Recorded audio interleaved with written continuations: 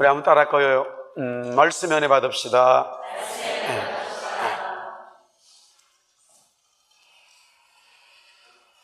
예수님도 고난을 받았다라는 것이 진리입니다. 하나님의 아들 예수님이 이 땅에 오셔서 고난이 없으면 좋을 텐데 출생 때부터 고난으로, 그의 삶이 고난으로 점철되어 있습니다. 예수님이 말씀하시는 진리의 삶에는 반드시 고난이 들어있다. 다시 말하면 여러분과 저가 고난을 가졌다면 그것은 진리를 소유했다는 거예요. 우리의 삶에 고난이 있다면 정말로 진리를 소유했기 때문이죠. 아니, 진리가 없어도 인생 자체가 고난이 있지만 성경이 말하는 suffering, 고난, 어려움은 정말로 진리, 그리스도를 영접한 사람들에게 따르는 필수적이라는 거죠. 독일 비행기가 불란스 산악에서 사고를 당했습니다. 승객과 승무원 150명 전원이 죽었죠. 단순한 어떤 비행기의 사고인 줄 알았지만은 블랙박스를 조사해 보니까 부조종사가 의도적으로 그렇게 했다는 거예요. 조종사 되는 거 쉬운 일이 아니에요. 어느 나라든 조종사, 항공대학에서 이 조종사를 배워서 조종사로 가는 그 길은 너무나 힘들고 국가적으로도 많은 재정이 들어가요. 이런 조종사가 자기의 어떤 인생의 삶의 고난 때문에 함께 죽어버리는 이런 어처구니 없는 일이 벌어졌어요. 우울증을 알고 있었고 이번에 비행기를 타기 전에 여자친구와 싸움도 했다. 갈등도 있었다. 그렇다고 의도적으로 비행기를 조종사가 추락시키는 거 있을 수 없죠. 한 사람의 범죄가 이렇게 많은 사람을 그냥 죽이는 거예요. 반대로 한 사람의 의로운 죽음이 또한 모든 사람을 살릴 수 있다. 이것이 예수님의 고난의 출발점인 거예요. 1965년 서울에서 태어나고 7살 되던 해에 부모님을 따라 캐나다 밴쿠버로 이주를 해서 대학에서 영문학을 전공하고 교사로서 세컨더리 스쿨에 21년간 아이들을 가르쳤어요. 그러던 어느 날 자기 딸이 7살인데 엄마, 나는 왜 다르지? 라고 물었대요. 이민자이기는 해도 캐나다 주류 사회에 완벽히 편입한 엄마와 캐나다인 아버지 사이에서 백인입니다. 자란 딸이 정체성에 대해 고민한다는 사실에 그는 적지 않은 충격을 받았다고 합니다. 이민 1.5세대로 성장 과정에서 나는 누구인가? 정말로 이 땅에 사는 이민자인 나는 누구인가? 질문을 던질 수밖에 없는데 그래도 자기 딸은 그렇지 않을 거라고 생각했다는 거지요. 가만히 생각해 보니까 어쩌면 이 아이가 나보다 더 혼란스럽겠구나. 동양인 속에서는 서양인으로, 서양인 속에서는 동양인으로 보이기 때문에 그렇겠지요. 어느 쪽에도 완전히 속하지 못하는 제 딸 같은 혼혈 아이들이 즐겁게 참여하고 이 땅에서 살 수 있는 그런 역할을 하는 모임이 있으면 좋겠다 해서 2003년도에 C3라고 하는 것을 만들었대요. C3 소사이티. 그러면 C3가 뭐냐? 우리 코리안을 K로 쓰지 않고 C로 써가지고 The Korean Canadian Coactive Society라 이런 걸 만들었대요. 순전히 딸을 위해서 시작한 일이었는데 이것이 이분에게 캐나다 정치에 진출하는 계기가 되었다는 거죠. 본인도 그것은 몰랐답니다. 2015년 3월 29일 오늘입니다. 조선일보 머릿기사에 이분에 대해서 나왔어요. 2009년도에 캐나다 연방정부 사상 최초로 한국계 상원 의원이 된 우리 가까이에 있는 연하 마틴 의원을 얘기하고 있습니다. 나는 누구인가? 라는 질문이에요. 오늘 우리가 고난주간을 맞이하면서 정말로 나 자신을 제대로 깨닫게 되어지면 진리 속에서 나이에 관계없어요. 남녀에 관계없습니다. 재정 능력 상태 아무 관계없고 학력도 관계없어요. 정말로 내가 나는 누구인가라는 이 진리 속에서 깨닫게 되어지면 폭발적인 세상에 살아가면서요, 어떤 일을 통해서 정말로 내가 누구지 열받아 버리면 무언가를 이루어요. 그러나 하나님 진리 속에서요, 말씀 속에서 정말로 내가 누구인가를 깨닫게 되어지면 하늘의 역사를 만들어내지요.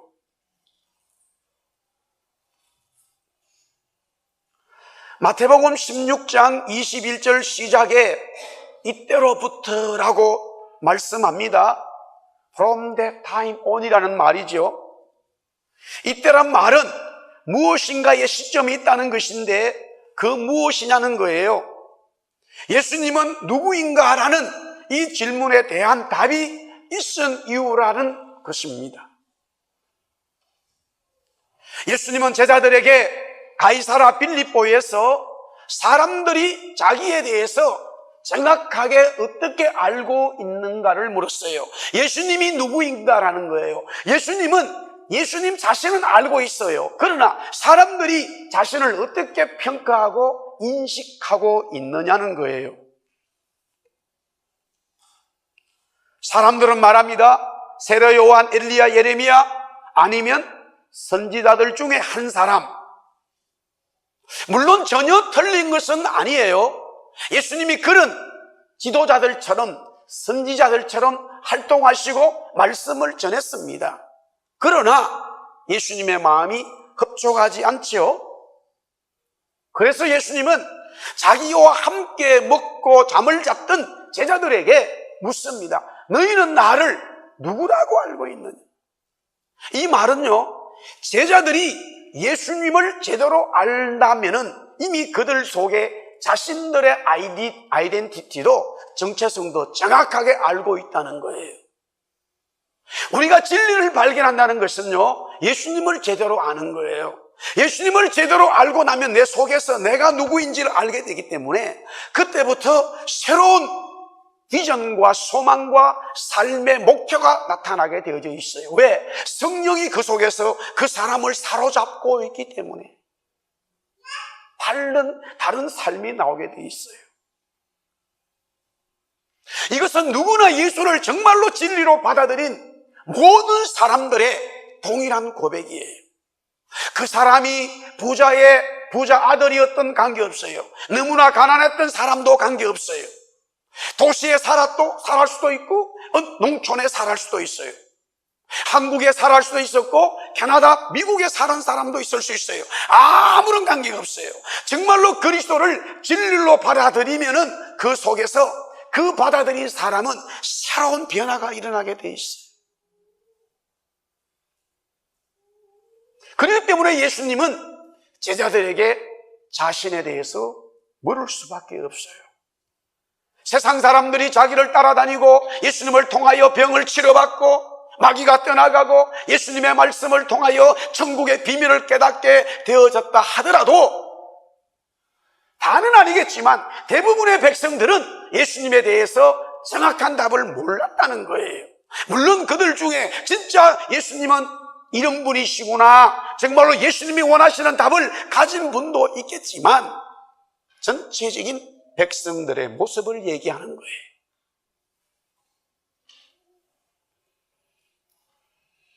베드로는 시몬은 대답합니다. 주는 그리스도시요 살아계신 하나님의 아들이다. 너무나 정확하게 예수님의 정체성에 대해서 예수님은 누구신가, 예수님은 어떤 분이신가에 대한 답을 베드로는 하게 되어집니다. 그때 예수님은 시몬아, 이제 네가 알 것은 네 육신이 한 것이 아니라 하늘에 계신 나의 아버지가 알려줄 성령이 알려주었는데 너는 이제부터 시몬이라 하지 말고 이름을 베드로라 하고 고쳐라. 내가 이렇게 새로운 이름을 주마. 베드로는 반석이라고 하는 뜻인데 이 반석 위에 교회를 세운다. 천국 열쇠를 내가 너에게 주고 음부의 권세가 이기지 못하리라. 어마어마한 베드로의 고백에 이어서 예수님의 축복의 말씀이 따라오고 있어요. 얼마나 대답이 정확했기 때문에 예수님은 베드로에게 이런 엄청난 복을 주시나 이 말이에요. 그렇다면은 우리가 예수님을 정확하게 아는 것이 얼마나 중요하다는 것을 알아야 돼요. 그런데 오늘 더 중요한 것은 진정으로 고난을 받기를 원하고 그리스도의 진리를 따른 사람들은 이 고난의 삶에서 이 고난이 옵니다마는 고난 전에 예수님의 진리를 제대로 알고 있어야 되는 거예요. 예수님을 제대로 인식한 자만이 진짜 고난이 무엇인지를 깨닫게 된다는 말이죠. 예수님은 십자가에 죽어야 되는 고난을 두고 자기 자신은 누구인지 알고 있었기 때문에 자기를 따르는 사람들에게 왜 자기가 고난받아야 되는 그 분명한 이유에 있어서 자신을 알려주는 거예요. 자신이 분명히 자신을 드러내는 거예요. 공개적으로 예수님은 이런 분이라고 하는 대답한 것에 대해서 오늘 이 본문에 보면은 아직까지 제자들에게 경고하면서 아직은 얘기하지 말라라고 말하는 거예요. 예수님이 많은 사역들을 하면서 나는 메시아야, 나는 하나님의 아들이야, 이렇게 공개적으로 말씀한 적이 거의 없어요. 그 이유는 하나님의 때가 있다는 말이죠. 그러나 이제 십자가를 지시기 전에 제자들에게는 정말로 자기를 따르는 제자들은 자기가 예수님이 어떤 분이신지를 알고 있어야 된다는 거예요. 본인도 고난을 받지만은 제자들도 분명히 이후에 예수님 때문에 고난을 받게 되어져요. 이런 고난을 이기려면은 반드시 그들 속에 그리스도에 대한 확실한 진리를 가지고 있어야 됩니다. 보세요. 예수님이 십자가에 지는 일 때문에 신문을 받습니다. 그런데 베드로는 이렇게 고백을 했지만은 사람들 앞에서 예수님을 모른다고 부인하면서 저주를 하게 돼요. 왜 그런 일이 일어납니까? 그 속에 예수님에 대한 아이디어를 알고는 있었지만은 그것이 진리가 살아 움직이지 못하니까 어느 순간에는 자기 편한 대로 생활해버리는 것이 인간인 거예요. 우리 속에 진리가 꽉 차 있으면, 그리스도로 꽉 차 있으면 내가 어떠한 고난을 받는다 하더라도, 내가 어떤 어려움이 온다고 하더라도 그 예수님 때문에 그 고난을 이겨나갈 수가 있어요. 그러나 내 속에 예수님의 진리가 사라져버리고 약해져버리면은 막강한 고난이 밀려오면은 전혀 그 고난을 이길 수가 없고 그 고난이 원하는 대로, 그 어려움이 원하는 대로 그냥 따라가는 비진리의 삶을 살 수밖에 없다는 거예요. 우리가 고난 주간을 맞이하면서 먼저 알아야 하는 것은 예수님이 어떤 분이신지, 예수님이 무엇 때문에 오셨는지, 진리가 정말로 예수 그리스도인가 하는 그것을 우리의 영으로 깨달아야 될 줄 믿습니다.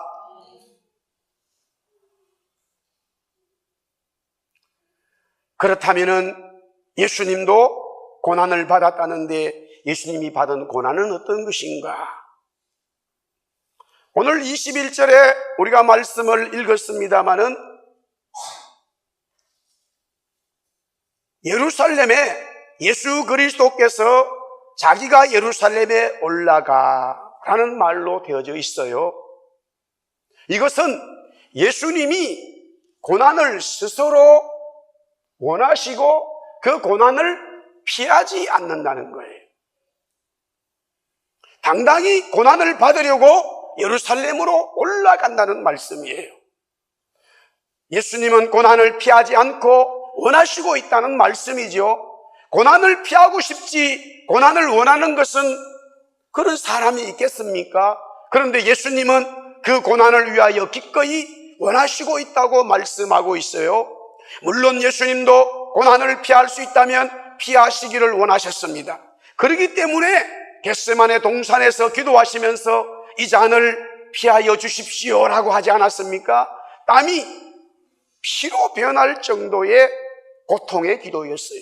너무나 감당하기 어려운 고난이요 잔이기 때문에 그렇게 기도했습니다. 그러나 주님은 하나님의 뜻이라면 고난의 잔을 마시겠습니다 라고 기도의 마무리를 합니다. 예루살렘에 올라가는 것은 하나님의 뜻이었어요. 하나님의 뜻이라면 기쁨으로 받는 고난이 되어야 된다는 거죠. 그러하기에 예수님은 스스로 예루살렘으로 올라간다라고 표현한 거예요. 우리가 아는 대로 바울이 마지막에 또 복음을 전하면서 로마로 가기 전에 예루살렘으로 자기는 간다라고 말했어요. 그런데 바울을 위해서 기도하는 많은 동역자들이 기도하다 보니까 하나님의 성령의 이 환상을 보게 되어져요. 바울이 예루살렘으로 올라가면 너무나 어려운 고난이 있는 거예요. 너무너무 힘든 고난이 있어요. 그래서 기도해서 응답받은 이분, 성령님으로 통해서 환상을 받은 사람들이 이 바울에게 바울 사도님 목사님 예루살렘에 올라가지 마세요. 올라가면은 너무나 큰 어려움이 있습니다.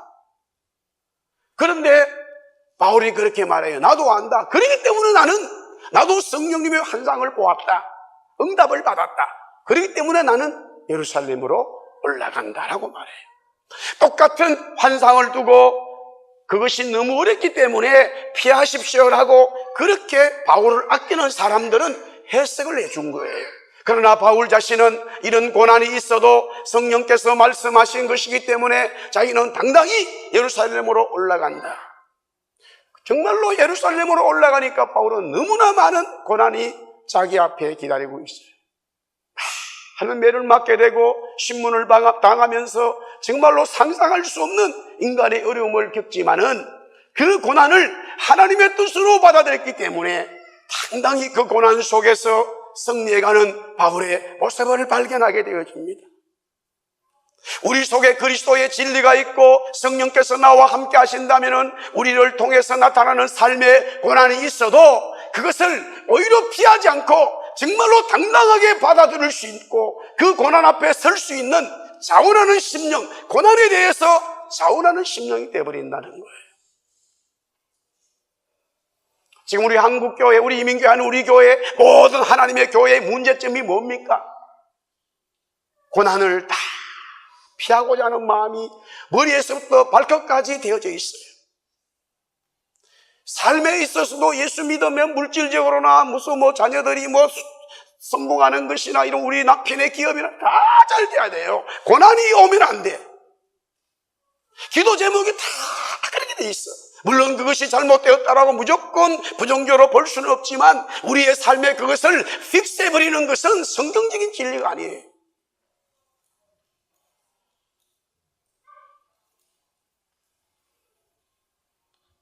교회를 작년에 여기 밴쿠버 지역에도 공식적으로 교회 협의회에 등록된 교회가 8개가 문을 닫았어요. 교회를 오픈할 때는 창립할 때는 막 그래도 광고를 하는데 우리 교회 문 닫습니다. 광고하는 게 없어요. 기업도 마찬가지겠죠.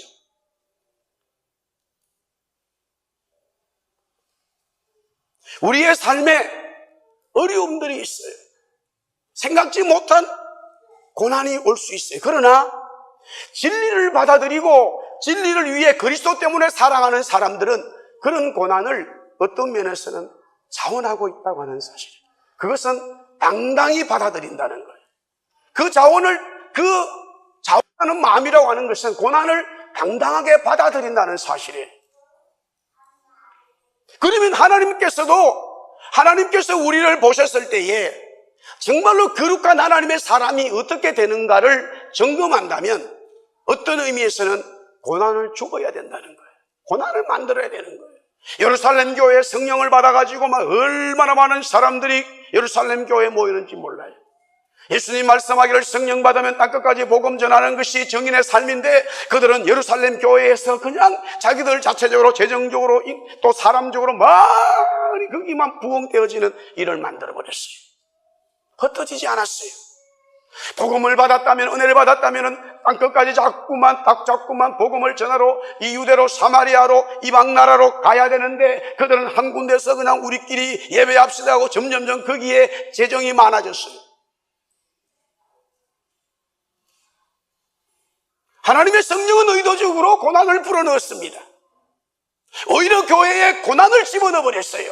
강력한 고난과 환난과 핍박이 몰아치니까 더 이상 한 그 장소에서 예배를 드릴 수가 없어요. 흩어질 수밖에 없잖아요.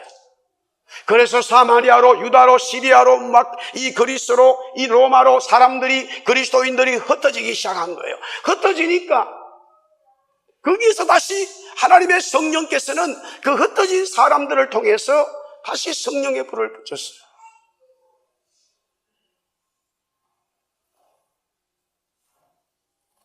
우리가 어릴 때 불장난을 좀 이렇게 시골에서는, 요새는 아예 못하죠. 불장난을 좀 하고 이랬는데, 바람이 전혀 불지 않는 것을 우리가 좋아하죠. 왜냐하면 바람 불으면 막 불이 막 붙어버리니까. 근데 이렇게 이제 불장난을 하다 보니까 어느 순간에 날씨가 변동이 생기잖아요. 이 강가에서 노는데 막 바람이 확 부는 거예요. 바람이 부니까 순식간에 요 앞에 있던 여러 가지 불이 옆으로 확 붙어가는데, 한 10m, 20 정도 떨어진 이 시골에 이제 가을 농사를 짓고 나면은 이 볏짚을 갖다가 쌓아놨어요. 거기에 불이 탁 붙어버렸네. 그러니까 그다가 바람이 부니까 그 불 붙은 볏짚이 휙 날리는데, 그 주위 집에 붙어버렸어요. 그러면 불을 끌 수가 있나요?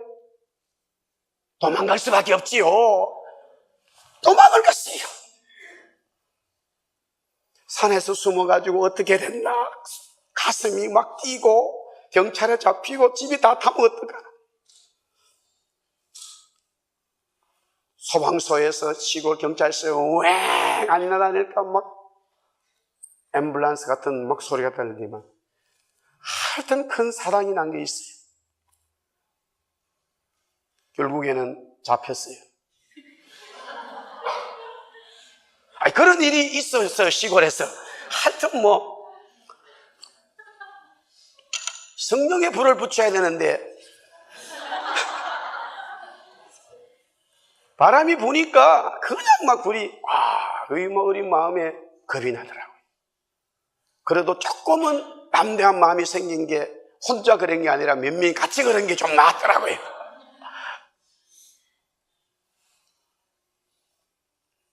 그리스도를 영접한 사람들, 지금 그리스도 주님도 또 바울 마찬가지예요. 베드로 마찬가지였어요. 모든 하나님의 진리를 정말로 받아들인 사람들은 진리 앞에 고난이 불어오면 당당히 서는 거예요. 마지막 때에 주님은 이런 교회 성도를 찾고 있어요. 우리 한국 교회는 큰 두 번의 환난이 왔어요. 우상숭배라고 하는 이 일제강점기에 한 번 불어닥쳤어요. 두 번째는 공산주의에 불어닥쳤어요. 지금은 마귀가 하나님의 교회 성도들을 무엇으로 고난을 만드느냐? 물질이라고 하는 거예요. 물질을 많이 받는 사람도 그만 거기에 넘어가 버려요. 물질이 없으면 또 없는 데로 인해서 또 넘어가 버려요.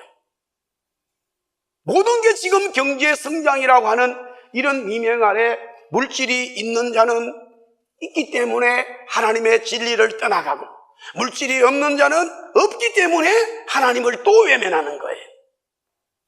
이것조차 우리는 이런 환난과 핍박 속에서도 당당히 서야 되는데, 요한계시록의 마지막 때에 온 우주적인 교회가, 모든 교회가 환난을 받는 그 근본적인 핵심 속에는 매매하는 물질이 들어있다는 사실이에요.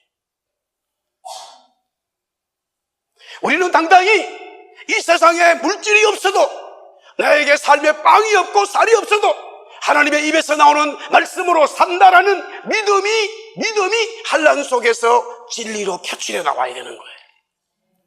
할렐루야. 또한 예수님은 계속해서 말씀합니다. 자원하는 심정으로, 자원하는 마음으로 예루살렘에 올라간다. 그러면서 장로들과 대제사장들과 서기관들에게 라고 말합니다. 이들이 예수님을 신문하고 핍박하는 핵심 멤버들이에요. 가만히 따지고 보면요, 이 사람들은 오히려 예수님을 더 영접해야 돼요. 이들은 성전에서 일하는 자들이요, 하나님의 말씀을 가르치는 자들이에요. 그런데 왜 이들이 예수님을 오히려 핍박하고 박해하는 자들이 되었느냐? 예배가 아니라 이 예배가 권력과 정치적인 힘과 물질과 연결되어 버렸다는 사실이에요. 저는 이 부분에 대해서 늘 우리가 말씀을 제가 드리고 있습니다. 우리 하나님께서 이 세상에 모든 것을 만드셨어요. 그 핵심이 바로 우리 인간입니다. 하나님의 형상이에요. 그런데 우리 인간은 물질에 속하면 안 돼요. 우리는 하나님께 속해 있고 하나님이 주인인 것을 알아야 돼요. 그런데 범죄한 이후로 계속 인간은 물질 때문에, 권력과 물질 때문에, 모든 인격과 물질 때문에 하나님을 버리는 이런 우매한 일이 일어나고 말고 있어요. 이들이 예수님을 핍박하고 박해하는 것은 전부 다 물질과 권력이 연관되다 보니까 하나님이 예배하는 그 장소에조차도 하나님 앞에 예배가 진정으로 살아나는 것이 아니라 인간의 물질과 권력과 탐욕이 있다는 거예요. 그래서 오죽하면 예수님께서 말씀하기를 강도의 구렬이라고 예루살렘 성전을 향하여 외치고 있겠습니까? 그렇다면 핍박자들이 반드시 있어요. 우리가 그리스도의 진리를 가지고 살아갈 때에 나를 핍박하는 핍박자들이 있어요. 어떤 면에서는 그들을 미워할 이유가 없어요. 그들을 잡고 있는 사탄이 그들 속에 물질과 권력과 어떤 세상의 힘을 불어넣어 주기 때문에 그에 사로잡혀서 진리를 방해하고 있는 거예요. 또한 예수님은 그렇게 말합니다. 오늘 21절 계속해 보니까 예수님이 받는 고난이 많다라고 그랬어요. Many things. Suffering이, 이 고난이 many things, 많다는 거예요. 고난의 양입니다. 아니, 고난을 받아도 한 번, 두 번 정도 받고 끝내버리면 졸업하면 좋겠습니다만 계속 고난이 밀려오는 거예요. 학교하고 교회의 다른 게 뭐냐? 학교는 졸업식이 있는데 교회는 졸업식이 없어요. 학교의 선생님이나 교수님들은요, 매년마다 학생이 바뀌기 때문에 가르치는 게 어떤 면은 본인이 물론 노력해야 되지요. 그런데 학생이 바뀌어요. 전혀 바뀌어요. 1학년만 가르치는 교수님은 계속 1학년만 가르치면 돼요. 그럼 1년 지나면 또 새로운 1학년이 와가지고 전혀 나에 대해서 몰라. 그런데 교회는 30년 동안 같이 있어야 돼요. 우리 지금 이학성 장님은 저하고 15년 동안 같이 제 설교를 듣고 있어요. 아, 위대한 거예요. 저 앉아있는 거죠. 나도 위대하지만 앉아있는 분도 위대한 거예요. 15년 동안 내가 새로운 걸 준비해서 줘야 돼요. 그거 보통 이게 아닙니다, 이거. 교회는 졸업이 없어요. 그 말은 뭔지 아세요?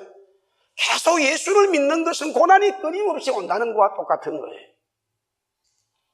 예수님도 고난이 있어 이렇게 말하지 않고 많은 고난이 막 접접산적으로 너무나 많은 고난이 온다는 거예요. 어떨 때는 아유 주님 이제는 그만하면 좋겠습니다. 이 표현이 여기까지 올라오다가도 다시 들어가야 돼요. 왜? 그 말 해봐야 손해보는 사람은 나만 손해보기 때문에.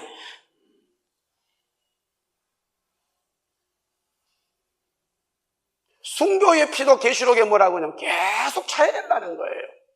하나님은 어떤 면에서는 너무나 하나님은 정말로 무정하신 분 같아. 하나님의 공의의 관점에서 너무나 무정하신 분 같아요. 우리가 부모가 돼가지고요, 아이들이 어떤 좀 어려움을 당하면 저 정도만 해서 그만 끝내주고 도와줘버려야 되겠다. 중간에 다 포기해. 부모들은 끝까지 있잖아요. 엄청난 재산을 가지고 있는 부모가요, 자녀에게 끝까지 안 도와줘. 저것은 내가 도와주면 하나님의 뜻이 아니야. 그런 부모 거의 만나기 어려워요. 중간에 다 줘버려요. 막 차도 사주고 집도 사주고 막 다 비행기 다 끊어줘 버려요. 돈이 많은 게 문제야. 없으면 또 이래요.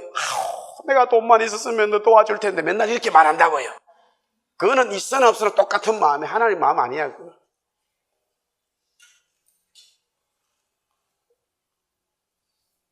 특별히 이제 조금 더 적용적으로 우리 부모들이 다 자녀들에게 마찬가지인데, 이 하나님의 말씀을 전하고 하나님의 일을 하는 일로 가는 자녀들에게 부모님들 잘하셔야 돼요. 우리에게도 지금 계속 많은 자녀들이 나올 거예요. 하나님이 주신 자녀는 이미 우리 자녀가 아닙니다. 아멘은 안 하시는 것 같아요. 우리의 자녀는 우리의 자녀가 아니라 하나님의 자녀입니다. 네. 사사롭게 그렇게 내 인간도 돕고 돈 있다고 도와주는 거 아니에요. 영성을 망쳐버려요.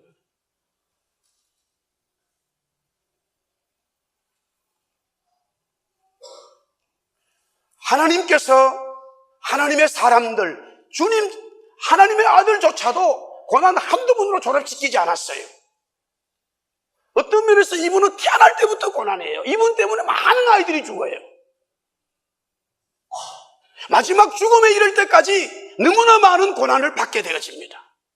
하나님께서 자신의 아들을 위해서도 이렇게 많은 고난을 줘버리는 거예요.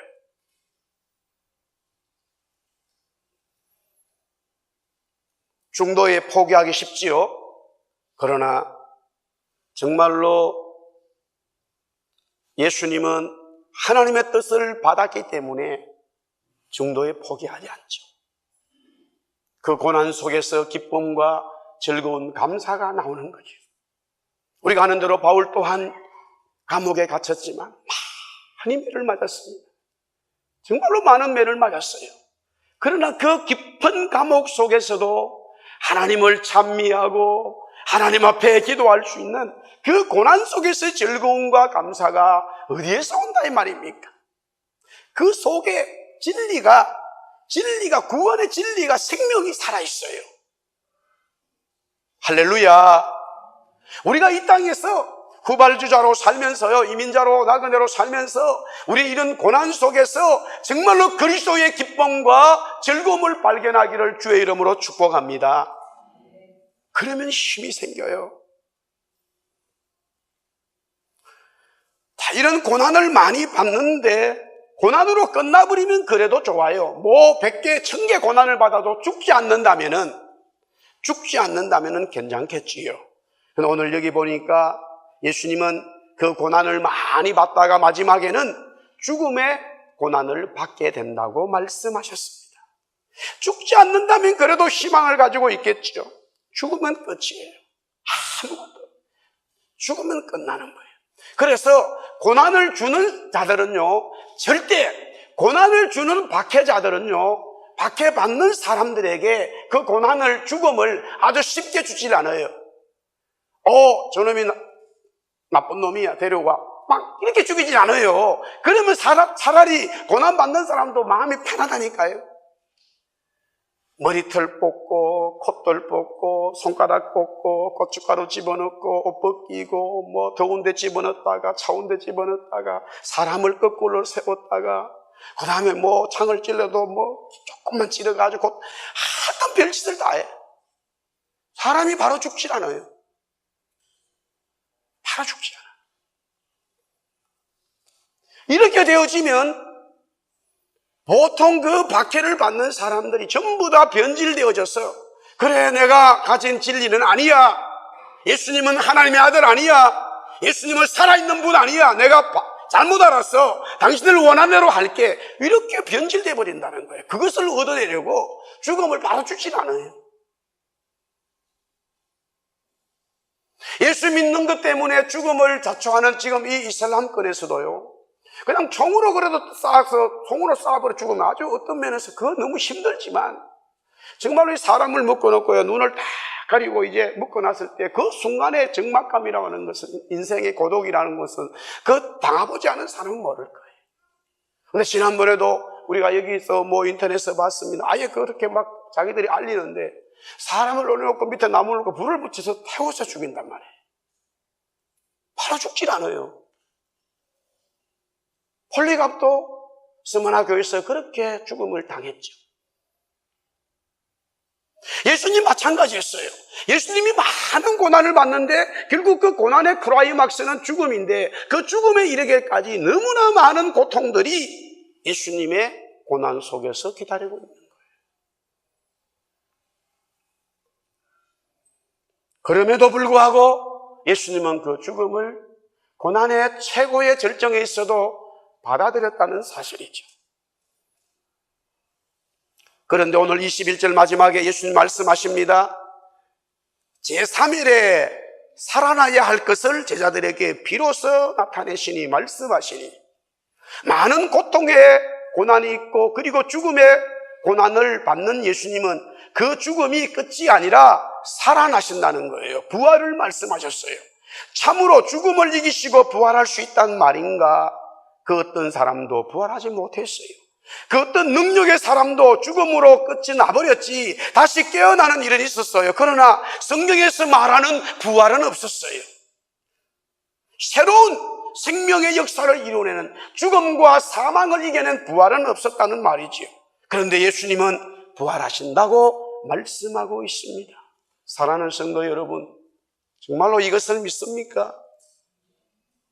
우리가 2015년에 고난주간을 맞이합니다. 이 고난주간에 예수님의 부활을 믿고 있다면 그 고난은 고난이 아니에요.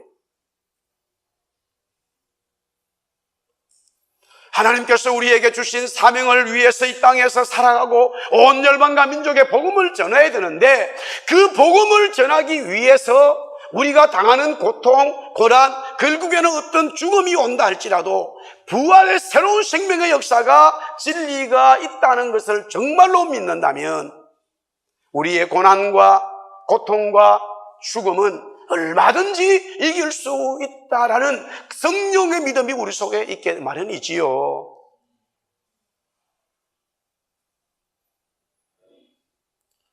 부활의 새로운 생명의 역사가 있습니다. 할렐루야.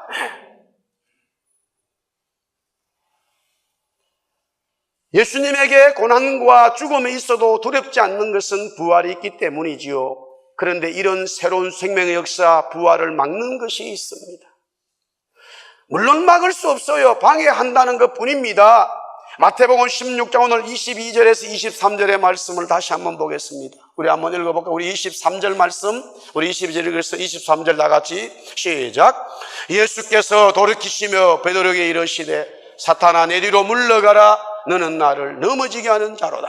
네가 하나님의 일을 생각하지 아니하고 도리어 사람의 일을 생각하는도다. 십자가를 짐으로 고난을 받고 결국 죽음에 이른다는 것이 하나님의 일이었다는 거예요. 그 하나님의 일은 죽음의 끝이 아니라 부활의 역사가 준비되어 있다는 말이지요. 사람의 일이 무엇입니까? 부활을 인정하지 않는 거예요. 부활을 믿지 않는 것이죠. 부활을 믿지 않기에 부활의 역사를 막아야 합니다. 바로 그게 사람의 일이에요. 사람의 일은 오늘 예수님 말씀하기를 마귀 사탄의 일이라고 말하지요. 그러니 예수님은 베드로에게 사탄아 내 뒤로 물러가라라고 하지 않았습니까? 하나님의 일이 아닌 사람의 일을 말하고 행동하는 자는 이미 사탄의 사람이 되었지요. 그러므로 하나님의 일을 하려면 하나님의 사람, 성령의 사람이 되어야 됩니다. 그래야 부활이 있습니다. 부활은 완전히 죽은 자가 살아나는 것을 말씀해요. 왜 하나님은 이미 골짜기에 빼들이 살아난다라고 우리들에게 에스겔 선지자를 통하여 말씀하셨는지 그 이유를 우리는 알아야 합니다. 예수님 때문이었어요. 우리가 고난을 받고 또한 죽음에 이르러도 다시 부활할 수 있다는 것, 이것이 바로 하나님의 일이에요. 성령의 일이에요. 그렇기 때문에 고난과 죽음을 당당하게 받아들일 수 있는 거예요. 오늘 예수님이 제자들에게 내가 많은 고난을 받고 죽는다 십자가에, 그리고 3일 만에 다시 살아난다 라고 말했을 때 이것이 하나님의 일이라 라고 말씀하셨어요. 그러나 베드로는 순간적으로 주님 그렇게 하면 안 됩니다. 왜 그렇게 하십니까? 라고 말했다 이거예요. 그때 예수님 말씀하셔요. 너가 하나님의 일을 생각하지 아니하고 사람의 일을 생각하는구나. 그렇다면 부활은, 새로운 생명의 역사는 완전히 죽어야 된다는 사실이에요. 죽지 않고 부활이 있을 수 없다는 거죠. 만약에 죽지 않고 부활이 있다고 한다면 그것은 예수님이 이 땅에 다시 오실 때 우리가 죽음을 보지 않는 그 경우를 제외하고는 다 죽어야 한다는 사실이에요. 할렐루야. 그래서 예수님은 제자들에게 말씀합니다. 오늘 24절, 26절 우리 계속해서 읽어보겠습니다. 다 같이 시작. 이에 예수께서 제자들에게 이르시되 누구든지 나를 따라오려건 자기를 부인하고 자기 십자가를 지고 나를 따를 것이니라. 누구든지 제 목숨을 구원하고자 하면 잃을 것이요 누구든지 나를 위하여 제 목숨을 잃으면 찾으리라. 예수님도 그렇게 하셨지만 예수님을 따르는 우리 모두도 마찬가지예요. 죽음을 두려워할 이유 없고 자기의 십자가를 지고 묵묵히 오라는 거예요. 그러면 그 죽음 뒤에 하나님의 일의 클라이막스인 새로운 부활의 역사가 우리에게 준비되어 있다라고 하나님은 말씀하고 있습니다. 할렐루야. 그뿐만이 아니죠. 오늘 27절에서부터 28절에 하나님께서 인자에게 주시는 그 영광을 똑같이 가질 수 있습니다.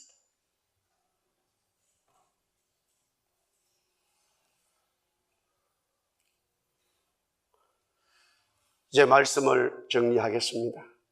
저는 1990년 9월 1일을 결혼을 했는데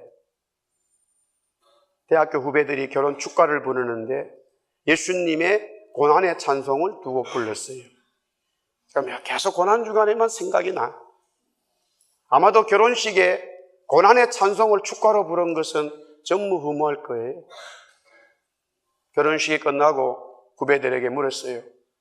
왜 축가를 고난의 찬송으로 했는가? 노래는 정말 잘했어요. 뭐 성악가는 아니지만 그래도 음악을 하는 애들이라 무반주로 쫙 하니까 음악은 반주 없이 쫙 그냥 이렇게 중창, 남성 중창으로 하니까 멋지게 나왔어요. 그리고 조금 음악적으로 중간에 이게 또 조가 바뀌는데 그냥 그대로 조를 바꿔서 반주 없이 쫙 나가니까 음악하는 사람, 둘이 그때 제가 찬양대 지휘하고 있었는데 우리 집사님들하고 찬양대원 아주 그래도 대단하다. 그냥 반주 없이 무반주로 착착착 음정을 바꿔가니까 그래 안 하면 음악대가 못 들어오니까 그건 기본이지요. 물었어요. 이렇게 대답하더라고요. 선배님은 전도사님이고 후에는 목사님이 될 텐데 결혼식도 축가보다는 고난의 찬송이 어울리고 평생 고난을 삶을 잘 살아라는 의미로 불렀다는 거예요. 내가 그랬죠. 아니 평생 목회자의 삶이 고난인데 결혼식만 해도 이놈아 축가를 선배를 해줘야지 하는 게 아니냐라고 말하니까 즐겁고 기쁜 결혼식부터 고난의 삶을 철저히 알아야 된다는 거야. 아이고, 나보고 예언자적으로 말하는 거야. 그래도 그때는 결혼이 있기 때문에 기분이 좋아서 더 이상 말하지 않았습니다만. 고난의 삶을 찬송할 수 있는 것은 우리들에게 부활이 있기 때문이죠. 또한 하나님의 아들 예수님이 고난 후에 가진 영광이 동일하게 주어짐을 믿기 때문이죠. 그러므로 고난의 삶이 오히려 기쁘고 감사할 따름이죠. 그 고난이 죽음을 불러오는 것이라도 두렵지 않죠. 부활이 있고 하나님의 영광이 우리에게 있기 때문입니다. 할렐루야. 2015년 고난절을 맞이해서 예수님이 고난의 길을 가셨고 그 고난의 끝이 죽음이지만 죽음으로 끝난 게 아니라 다시 부활하셨다. 그러므로 고난의 끝은 죽음이 아니라 고난의 끝은 부활이라는 사실을 믿으시기 바랍니다. 따라합시다. 고난의 끝은 죽음이 아니라 부활이다. 할렐루야. 그 은혜가 여러분 속에 생명으로 진리로 살아 움직이기를 축복합니다. 그렇다면 주보 속에 금식 기도표가 있는데 해야 되나 말아야 되나 고민하지 마시고 과감하게 동그라미를 하세요. 예. 우리 한번 기도 한번 하겠습니다. 같이 합시다. 한 주간 또 고난 주간도 있고, 주님, 여러분의 신앙의 양심으로 뭐 한 끼를 하든지 일주일에 매일 아침을 하든지 하루를 하든지 뭐 3일을 하든지 아니면 일주일 동안 금요, 뭐 여러분의 양심대로 결정하십시오. 또 어떤 분은 목사님, 저는 도저히 금식은 못합니다. 그러나 영은 금식하겠습니다. 뭐 이런 마음으로 육신의 음식은 드시겠다. 그러면 드십시오. 그래서 괜찮습니다. 그러나 더 중요한 진리는 우리의 삶에 정말로 그리스도를 영접하고 알아야 되고요, 그 진리가 우리 속에 있다면 우리의 고난의 삶은 괜찮습니다. 아니, 죽음이 와고 힘들어도 괜찮아요. 부활의 새로운 역사가 우리에게 준비되어 있음을 믿고 주의 이름으로 나가기를 바랍니다. 우리 한번 같이 하나님 힘을 주세요. 한 주간 고난 주간 이길 수 있는 능력 주시고 주님의 고난에 동참할 수 있도록 성령의 기름 부으심으로 채워주세요. 우리 같이 한 목소리로 기도하시죠. 십자가